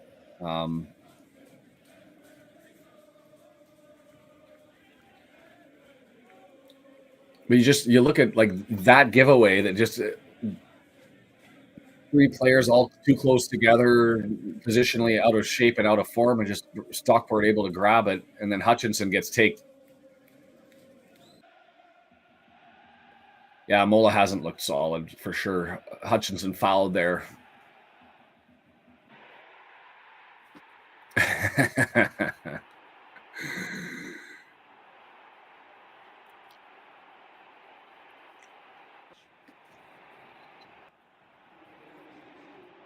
Just force passes. Stockport County has it. They're on the run here the other way. The long searching ball for Barry has got open space. 20 yards out, dances in, right footer, and the defender gets over. That was Mola this time actually doing a thing.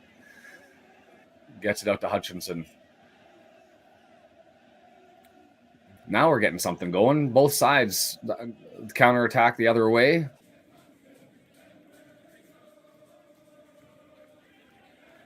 I'm trying to see who number 10 is here for... Doesn't work on TV to look around the back to see who the name is. That's the sub. I guess I could go to FOTMob and figure it out. I didn't see the Ultimate Soccer Show at the Vancouver game. I'll have to have a look.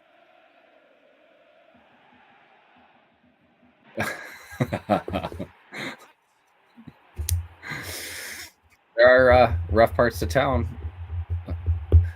I'll have to write that one down. Ultimate Soccer Show. Into the box. Header. Terry not able to get it down. Instead it goes straight over, and it's a good 8 feet over the goal. Nothing really there. Ultimate Soccer Show.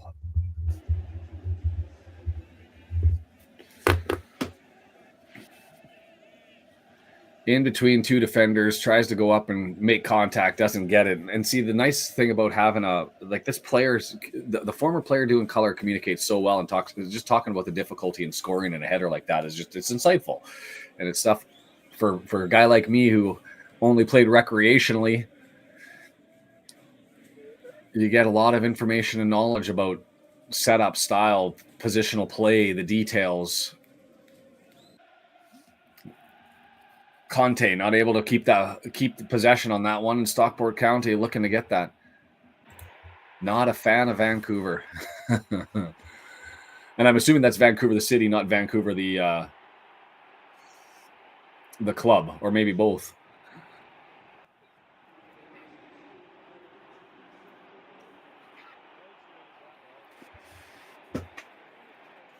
Where was he from? Oh, so gotta be from Tirana.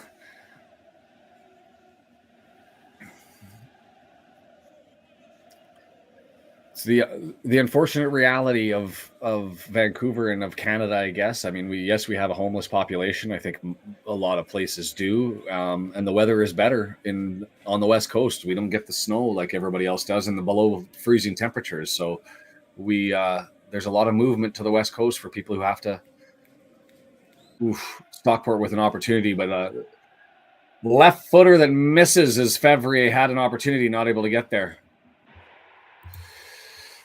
But for those that are homeless, unhoused, a lot of them make their way west for the weather.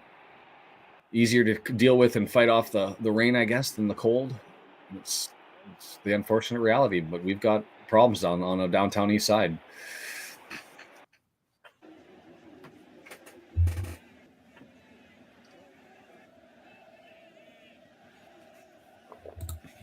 It's better weather.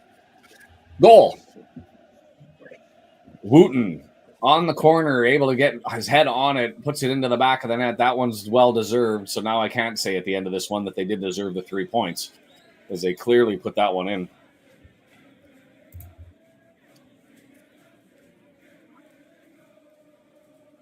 Well, if he's from Calgary and was here, or Edmonton and was here and was saying something poor about Vancouver, he's got to give his head a wobble. Yeah, far post, headed back towards the box. Wooten standing there, easy as. That was Horsfall got up there and put it back into the area, and Wooten just able to pump that one in. Yeah, wide open in the middle of the box. In the middle of the six, he's literally 2 yards away from the goal line when it comes there, and Griffiths is standing on the line. Nothing that could be done. That's his second of the year. At least that's what I recall from recollection. It was Barry scores a goal in 3 consecutive games. Wooten now with 2 so far this year. And we're at the 65th minute and 8 minutes away from figuring out who's in the lineup. The potential return of Mullen in the 65th minute. He might even wait longer. I guess what do I know? I haven't seen the training. Whether he thinks Mullen can do a 35-minute session, 25-minute session, or whether it's got to be something less than that. Oh, Omocheri have an opportunity there. A little bit too heavy. Moore had him. If he played that a little bit softer through and let Omocheri run onto the ball, would have had an opportunity. But that's the details that the Bristol broadcasters have been talking about the entire time. It's that last touch, that last pass through, just missing on every opportunity. And that was Moore a little too heavy, and it just rolls to die. And just on cue, the color commentary steps in and says exactly that.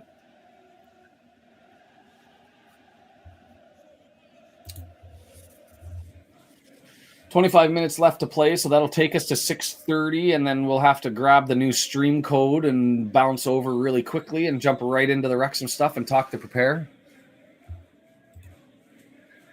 If you want to see the most unfortunate part of the entire country, you go through Vancouver's downtown east side, and you will find it. It's not hard to find. It's 2.5 blocks of just sadness. It is drugs, and it is homelessness, and it is people with challenges. It exists. It's a problem.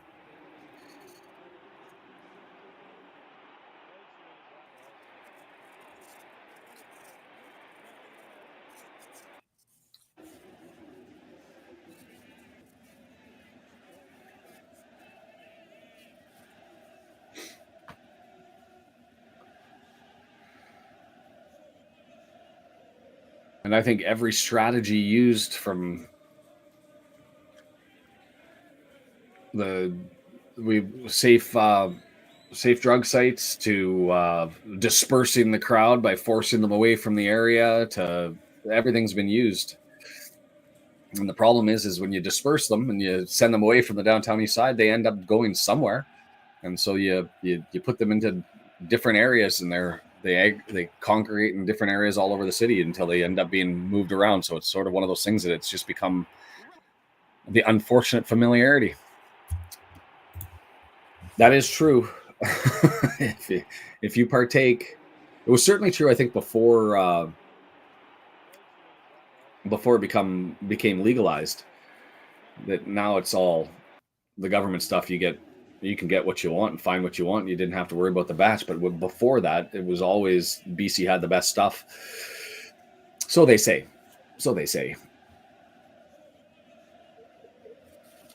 Subs for Bristol. Ward coming off.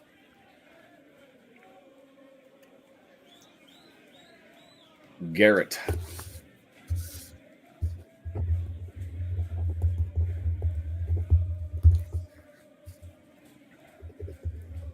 And more for Taylor. So changing formation as Bristol's looking to do stuff. They did a like for like on the first one, but Taylor coming in is going to be a change to put on an extra. Is making a shift. And Hutchinson, who had himself a decent first half, absent. I say actually first half of the first half, and then pretty much absent after that. As soon as I started to compliment him and say I noticed him, fell off the board, didn't show much. 6 minutes. Time to go to X so I can get the refresh button going.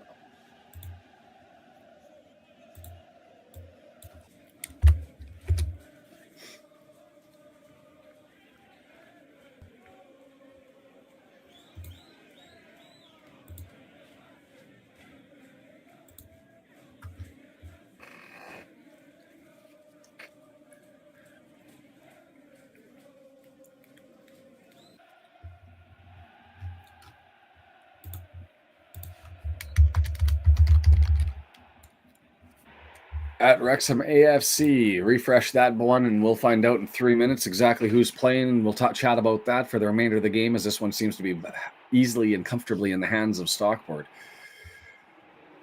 I think it's a combination of two things, Kim. I mean, I think they've had an easier start to the year.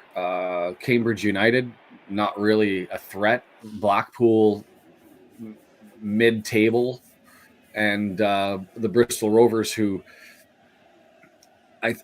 I think are better than I think most prognosticators had them safe from relegation, but in the bottom third. I think they're better than that. I think that they're probably closer to a mid-table team, but they've had their chances. I think, yes, that's where I would expect Stockport, Wrexham to be, is in that playoff contention. I mean, I don't think Brum and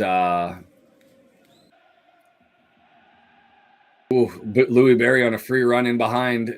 Nice little play forward, but he hit that too hard, and so it's going to go to Fevre, who can't make it, and a good tackle, and Bristol able to defend that one well.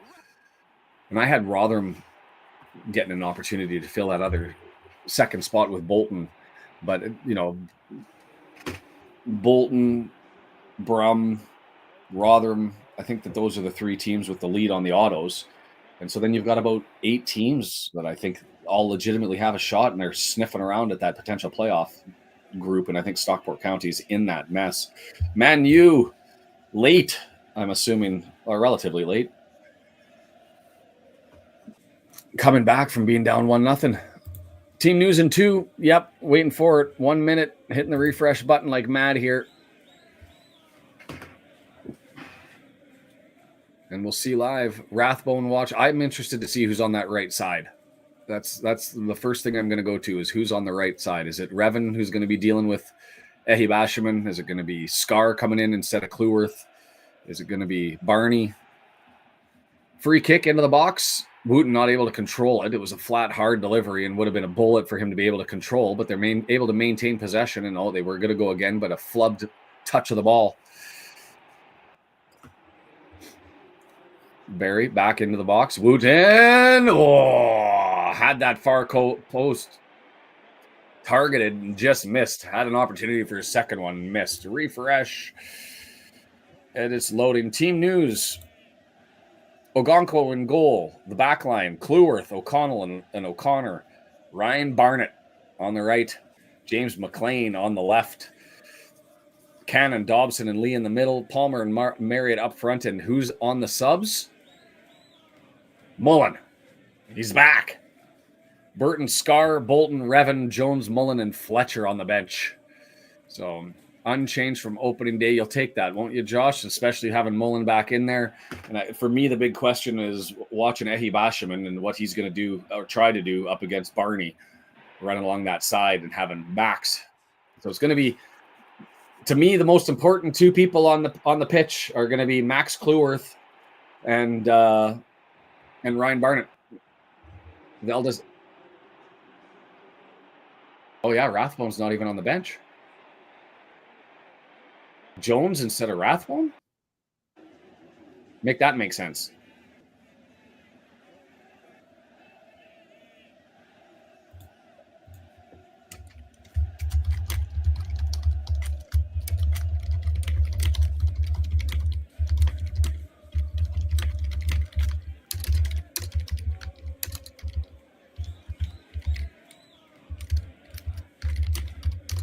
I wonder if he has to have a knock then, doesn't he?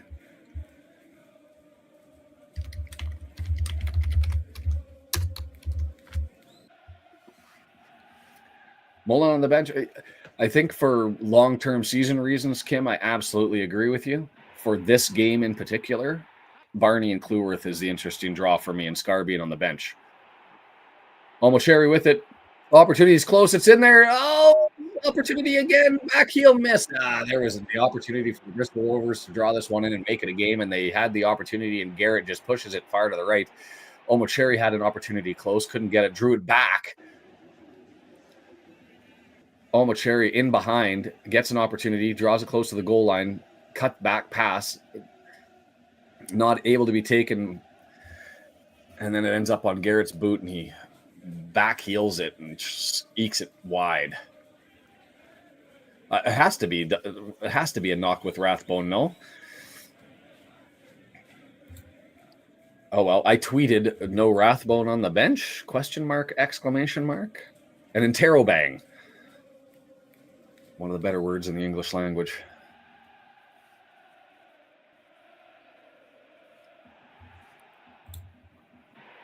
What are the odds you're giving, Josh? What are the odds that you're giving on the yellow in the first 15 minutes from Macca? I'll make you friendly.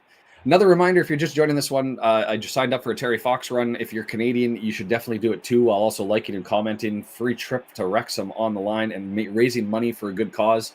Anytime you can get money for cancer research and support Terry Fox and his family and the foundation, a great opportunity. So if you feel like you've got a couple of bucks scrounged around, throw me a $5 or a $10.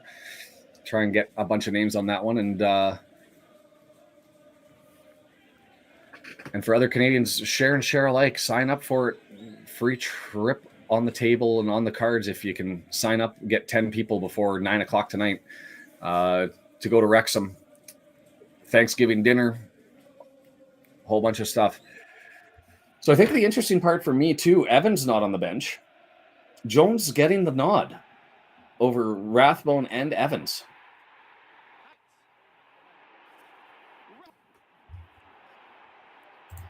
Yeah, I think, Kim, it's one of those things where you have to trust, and at least the language from Parkey was good during all of the preview stuff, is that they had to take it slow. Spinal injury like that, back injury, you want to give him an opportunity to completely heal.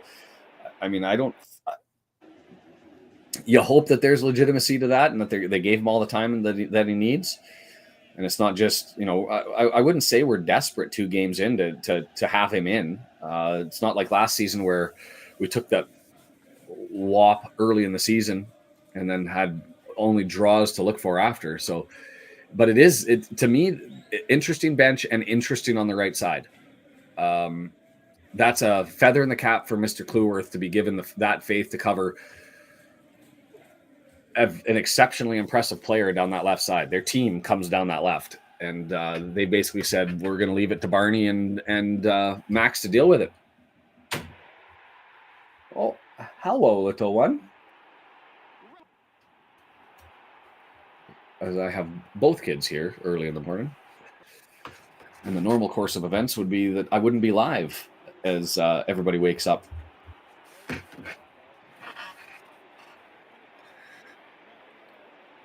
Coventry. An early draw. 1-1, thanks, W&G.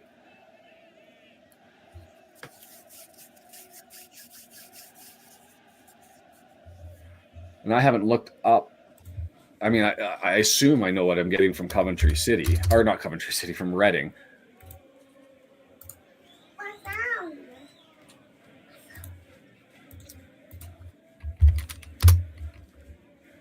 Didn't look at Coventry.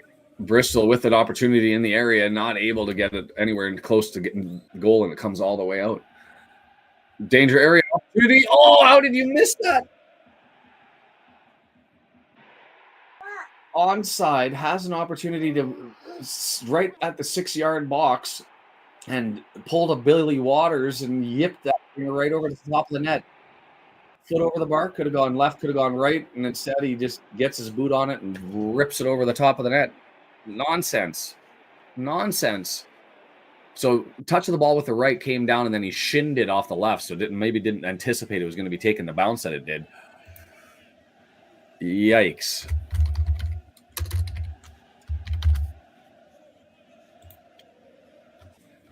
Reading, Pereira net, that's anticipated. Dorset, Elliott, and Bengwe in the back.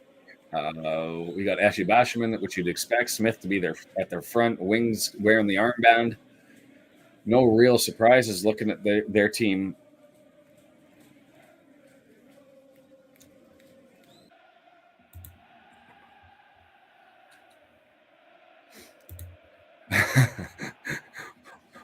We will take that, but if you got Mullen coming, you got to think that he's the guy who's going to go Bristol as the new Shrewsbury. Absolutely. I don't know how that one doesn't find the back of the net, and there's been a couple that they've had. I haven't looked at the XG on this one in a while.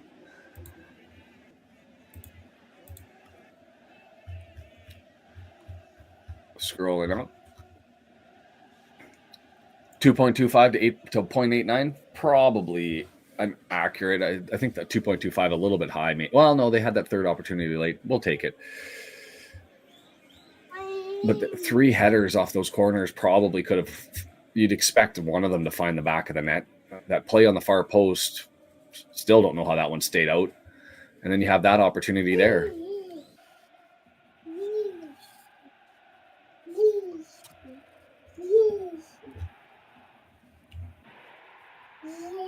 The bodies are stirring. No surprises for me with respect to the roster. I mean, it's exactly who I would have expected. I mean, they've only got 20 players, and 2 of them are academy players. So you wouldn't expect to see Ashfield and Rainbird or James or Dean making the lineup, but so they've.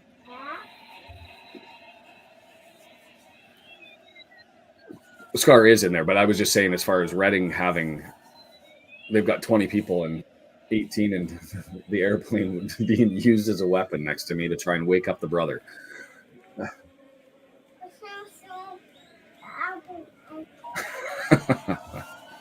Sorry, guys. Flashing lights and noise to try to wake up the brother so they can go and play. Saturday mornings.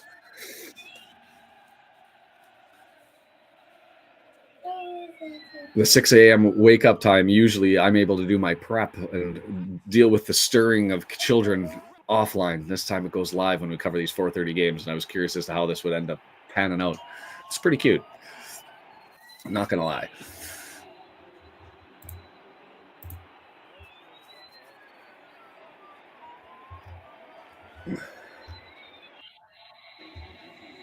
Two donors, Mr. Smith and Paul Fogarty. Thank you, guys. Mr. Fogarty, are you eavesdropping on us today and you haven't participated in the chat? You got to start chatting, man.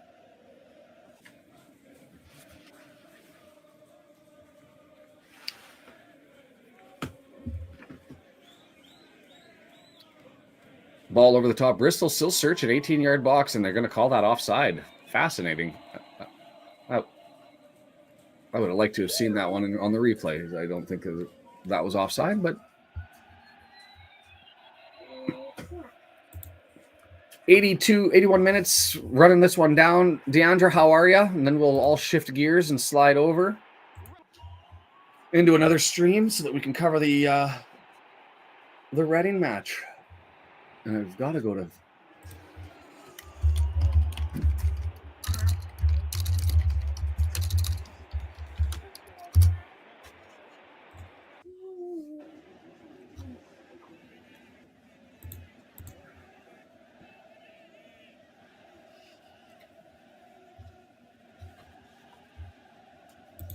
Yeah, Aziz, that's what I was curious about. Aziz transferred out on, I think it was Tuesday or Wednesday.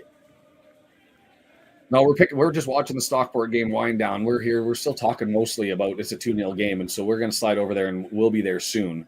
But just finish this one off while we're at it. We've got 49 minutes until kickoff. Chat about that one and review the lineups one more time. But Femi Aziz transferred, and he came in as a sub in the game that we watched against Wigan.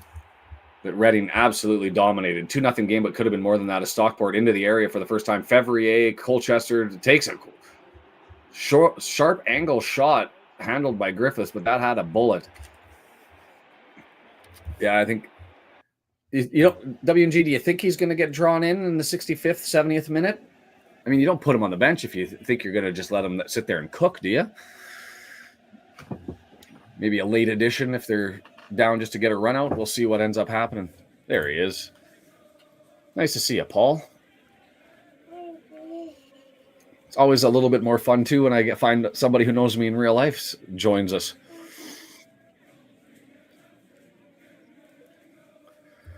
And I say more fun for me because I never get friends that ever comment. They just tell me that they were watching. Nobody ever joins in the chat. I got no friends. Had it up in the air. And Paul, sorry for not messaging you back, was in a summary trial, so I've been busier all as hell. Revan's a sub, and yeah, Deandra, we've been talking about the big thing for me was who's going to be defending on the right-hand side, because that's where their threat is, down their left. But go back to last season for Femi Aziz to see what he played. Yeah, he was a top minute man, second most on the team, 8 goals as a midfielder. Pretty decent contribution, 8 goals, 9 assists, involved in 17 goals, was led the team as far, tied with Harvey Nibbs.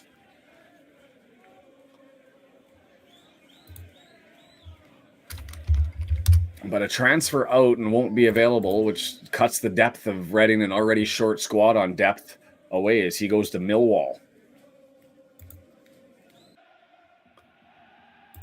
Howdy, Houston. David, thanks for joining. Wrapping this one up, 2-0. Got our injury time, so we'll add another 3-4 minutes to this one, and so it's probably 6:30ish. We'll look that we'll all slide over to the other channel. Barney will be on the right with Max, and they're gonna have the most important role in the game for me. Is going to be who's going to control that down the who's going to try to call Ehi Bashaman. I was pronouncing it wrong. I was pronouncing it the way the Wigan guys were doing it, and I got told by a Reading fan that I was doing it wrong. And to be fair, I don't know if it's Ehi Bashaman or Ehi Bashaman, but Mocheri. Oh, I had a crack from about 19 yards out, but it hit the back of the defender and it lands there. Oh, another opportunity. Chipped forward, Omocheri off his right leg, and Adai reaches out, scrambles, and grabs here. Good stuff. Their leading scorer at Reading last season was Smith. Smith looked like he was laboring in the last game. He didn't. There were a couple of through balls, and he just never had the pace to really go and chase things down. So I don't know if that's him as a player, and he's kind of like Cook from Bradford City, if you recall last year, who just big body, but just happens to have magic in his feet around the goal. But he's got to get service to be able to get to score. He doesn't create on his own, or if he's injured and got a knock and he's got to play because they're short numbers. But Smith, not noticeable in the last game against Wigan. But Ehi Bashaman certainly was. And Bengwe defensively certainly was. And Dorset on that. And that's the other challenge for Barnett. And what I was curious about is even in attack, their left back, Dorset, was very good. And so he shut down every attack. And when I say every, I mean every attack that Wigan tried to form on the right-hand side. Didn't get past Dorset. They played call it a 5-3-2 or a 3-5-2 did Wigan. So it was nice to be able to see the matchup in styles with us.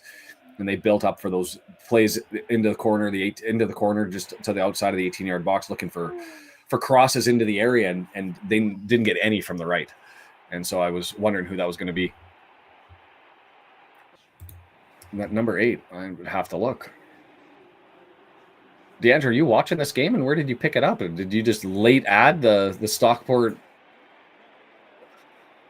throw in the 10 quid late to pick this one up? Sounds good, David. Check in, follow the chat. 88th minute coming up.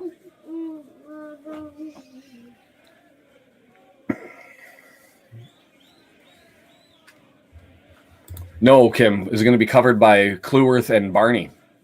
Oh, Ehi Bashaman will be coming down the left side. Big, tall, lanky number 9.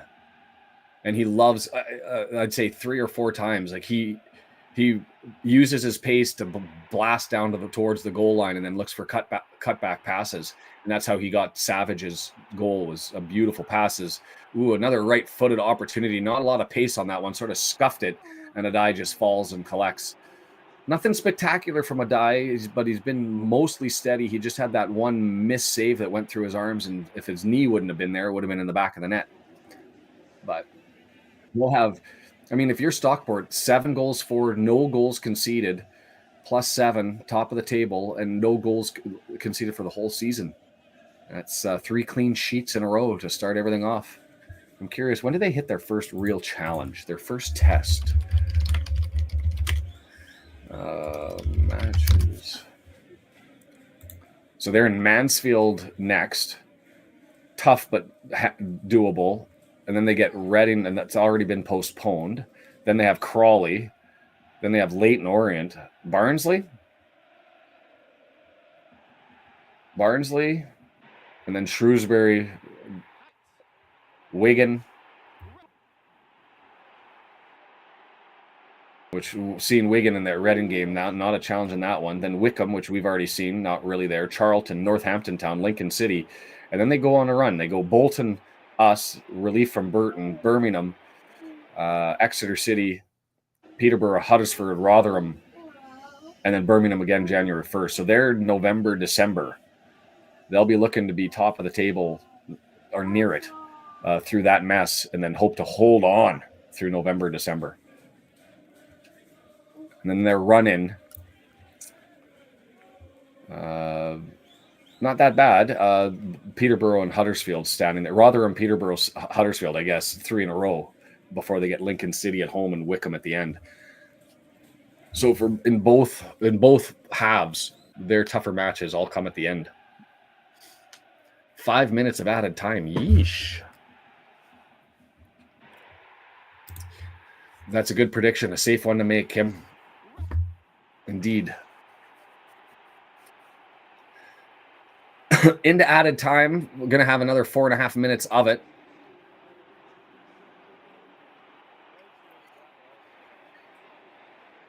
Oof. That's looking at a card on that one, I'm sure. That's Garrett. Had a soft foul that could have been given, wasn't given, and then ran in and stuck his leg in between the legs of the defender and flipped him over, so he'll eat it there.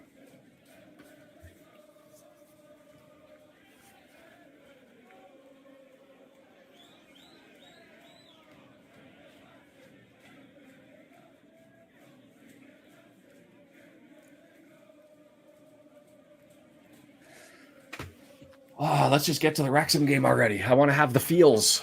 Neutral matches are always fun to be able to see exactly what's around the league, and I appreciate the opportunities. But at the end of the day, you just don't get up for it.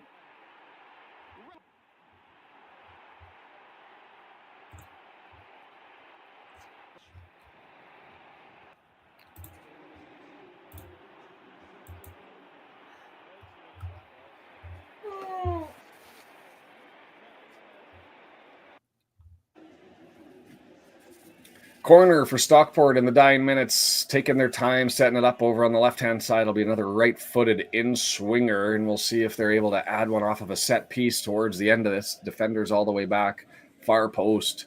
Horsfall clears it, chips. Fevrier asked the question. Had that top right corner pegged from about 16 yards out, and Griffith's able to get out there and make a left-hand save to flick it up over to the net, and it'll go for another corner. That's 2 times in a row. Horsfall, far post, recenters it in, and yeah, needed to make a save on that one. Here's the straight on replay as they had that top corner picked well on, good on Griffiths for being able to get there. Well, I mean, maybe the woodwork. Certainly asked the question. Norwood now, right-footed outswinger from the right side. Outswinger, middle of the pitch, knocked down. Player pulled to the ground, no call. If this would have been a closer game, you might have heard a bit bigger shout from the away fans that would have traveled all the way from Bristol up to Stockport. And the Bristol announcers saying they would have given that as a penalty all day. I think I probably would have too, is wide open in the middle of the box and just desperation got ripped to the ground. Yeah, pretty uneventful, boring game, but I I do. I welcome the opportunity for games outside of the 3 o'clock windows just so I can take these in. It's always nice to see the game being played and what the players are doing and how the form is. It gives you so much more information as to what's going on around the league than that you just don't get from the highlight packages. So I will take it.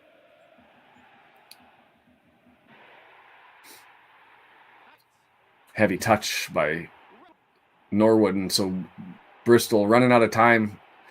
1 minute, 15 seconds.